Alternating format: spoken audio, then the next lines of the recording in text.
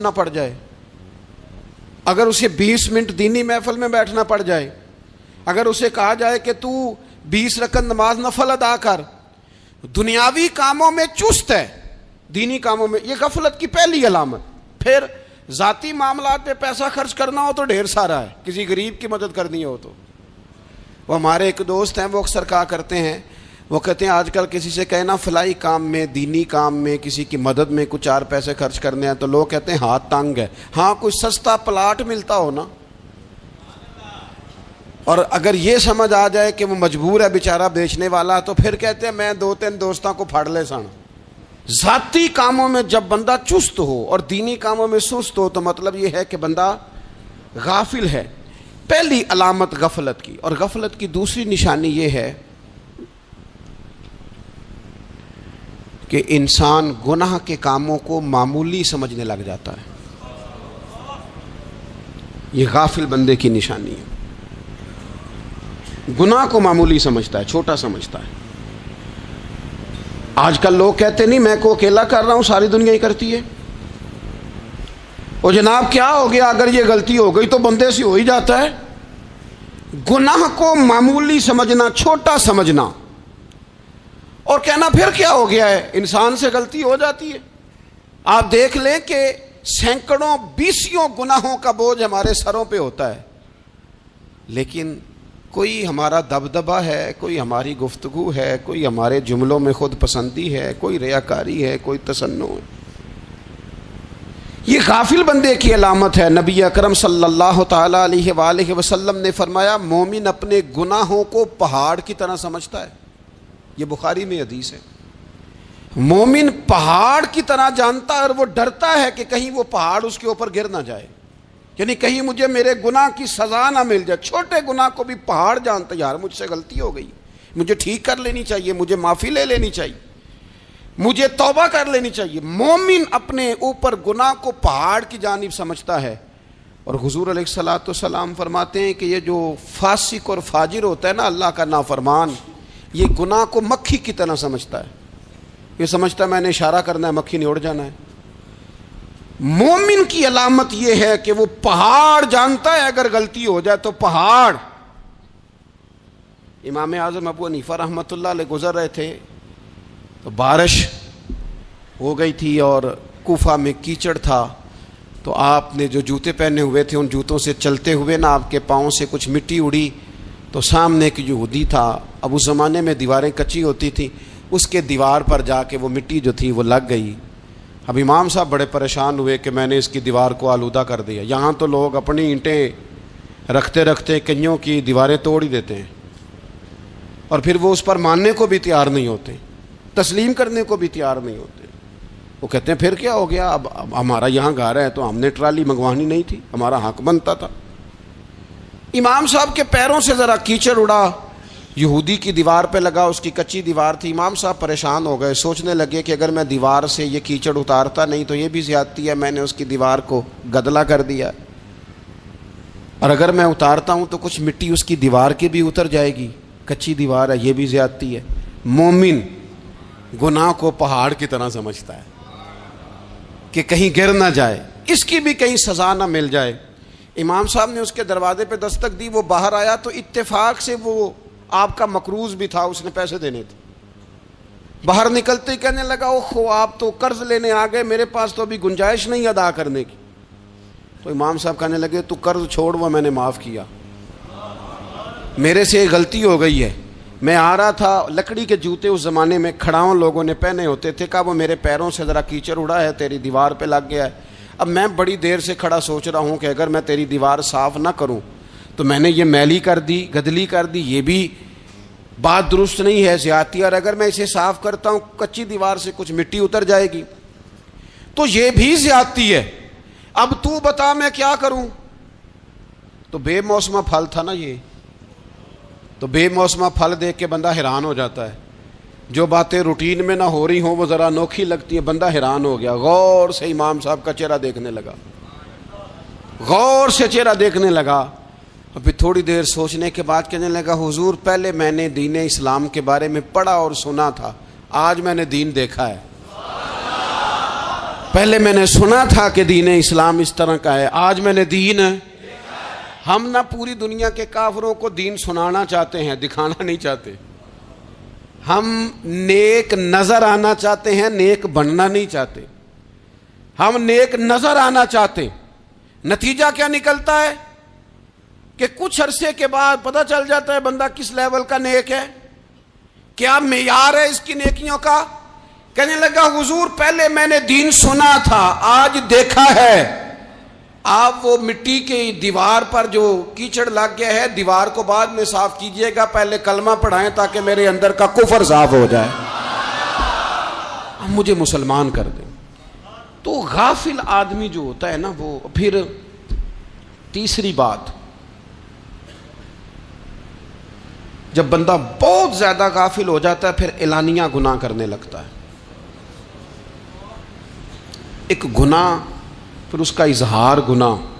ایک بندہ حدیث پاک میں آتا ہے، ایک بندہ رات کو کوئی غلطی کرتا ہے، اللہ تعالیٰ اس پہ پردہ ڈال دیتا ہے، لیکن وہ سویرے خود لوگوں کو بتاتا پھرتا ہے میں نے یہ کیا، میں نے یہ کیا. جب آپ اظہار گناہ کرتے ہیں نا تو سامنے والا بھی دلیر ہوتا ہے، کہتا ہے اس نے کیا میں کر لوں گا تو پھر کیا ہوا. ہمارے علماء نے لکھا ہے کسی کی نماز قضا ہو جائے تو کسی کو بتائے نہ، قضا پڑھ ڈالے، اس کا جگہ جگہ ذکر نہ کرے. جب آپ کہیں گے نا میری قضا ہو گئی تو آپ کے ساتھ رہنے والا بچہ دوست سمجھے گا یار اس کی قضا ہو گئی یا تو میری بھی ہو جائے گی تو کیا ہوا. گناہ کرنا بھی گناہ ہے اور گناہ کا اظہار بھی گناہ ہے. نبی اکرم صلی اللہ تعالی علیہ وآلہ وسلم نے ارشاد فرمایا میری ساری امت کو معافی مل جائے گی سوائے ان لوگوں کے جو اعلانیہ گناہ کرتے ہیں. یہ بخاری مسلم دونوں میں حدیث موجود ہے.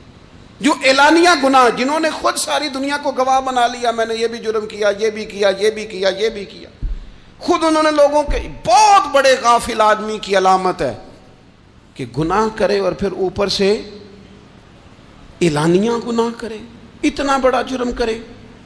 پھر چوتھی علامت اگر ہم دیکھنا چاہیں کہ ہم غافل تو نہیں، تو غافل بندے کی چوتھی علامت یہ ہوتی ہے کہ وہ فضول کاموں میں وقت بڑا ضائع کرتا ہے.